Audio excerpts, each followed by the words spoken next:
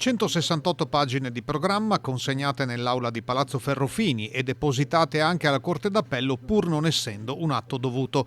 Parte così il terzo quinquennio di Luca Zaia alla guida della Giunta regionale. In quasi un'ora di intervento il Presidente si è soffermato in gran parte sulla gestione dell'emergenza Covid. La sanità avrà bisogno in questa legislatura ancora dei tagliandi. E la sanità è una macchina complessa, come vi ho descritto. L'assessore Lanzarin dovrà portare avanti ancora qualche riforma, perché è una sanità che si evolve, una sanità che utilizzerà sempre di più l'intelligenza artificiale. Sottolineando che il Covid ha già cancellato 60.000 posti di lavoro, Zaia tocca anche altri punti del programma. Tra le attività produttive che soffrono, c'è anche un comparto che soffre ancora di più, che è quello del comparto del turismo, che non è un comparto irrilevante. E poi, dopo anni contrassegnati da acqua alta, alluvioni e trombe d'aria, una grande attenzione all'ambiente.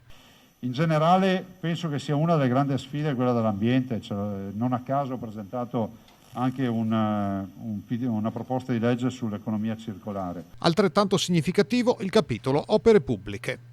Noi continuiamo a confermare le opere già programmate. Abbiamo in conclusione, apriremo io penso entro la prima quindicina di novembre un altro importante tratto, quello fino a Bassano della Pedemontana Veneta. Sulla mobilità ci sono due prospettive.